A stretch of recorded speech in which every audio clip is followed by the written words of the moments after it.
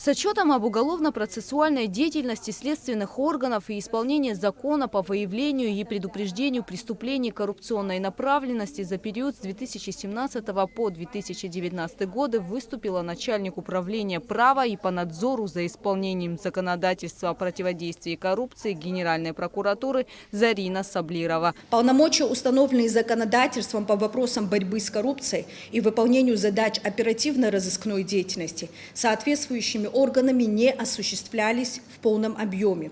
Число выявленных коррупционных правонарушений за указанный период оставалось на низком уровне и не отражало реального состояния злоупотребления со стороны должностных лиц для получения материальной и иной выгоды в личных интересах и интересах третьих лиц. Зарина Саблирова подчеркнула, что Генеральной прокуратурой за 2020 и 2021 годы проведена системная работа по пресечению коррупционных дел. В результате общее количество выявленных преступлений в этой области возросло по сравнению с периодом с 2016-2019 годы. За 2019 год на территории Республики Абхазия зарегистрировано всего 4 преступления коррупционной направленности. За 2020 год 12 преступлений и за 11 месяцев 2021 года 10 преступлений. Общее количество зарегистрированных преступлений, совершенные лицом с использованием своего служебного положения, составляет 26 преступлений. Из 26 преступлений коррупционной направленности органами прокуратуры Республики Абхазия рассмотрено 23 сообщения о совершении преступлений коррупционной направленности.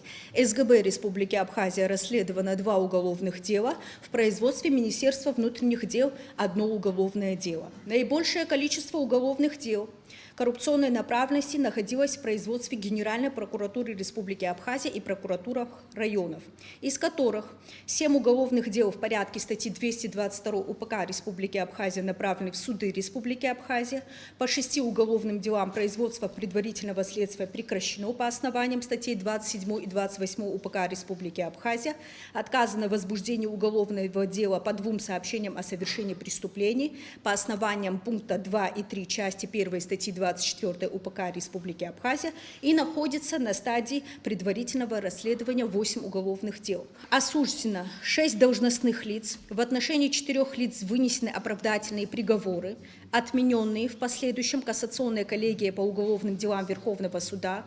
В отношении 2 лиц прекращено уголовное преследование по нереабилитирующим основаниям. В отношении 4 лиц применен акт об амнистии. Также данные решения отменены кассационной коллегией по уголовным делам Верховного суда. Осужденным лицам назначено наказание в виде штрафа в доход государства в отношении 5 лиц, конфискация имущества применена в отношении всего 1 лица, в виде лишения свободы на определенный срок в отношении также 1 лица, право занимать должность в отношении 4 лиц, на стадии судебного следствия находится 1 уголовное дело. Зарина Саблирова также добавила, что часто при избрании судом меры пресечения в отношении подозреваемого, несмотря на тяжесть преступления и размер причиненного государству материального ущерба, избирается такое наказание, как домашний арест. При этом, как показывает практика, лица, находящиеся под домашним арестом, могут оказывать давление на свидетелей и иных участников уголовного судопроизводства. В этом году были расследованы и завершены уголовные дела, совершавшиеся годами ранее.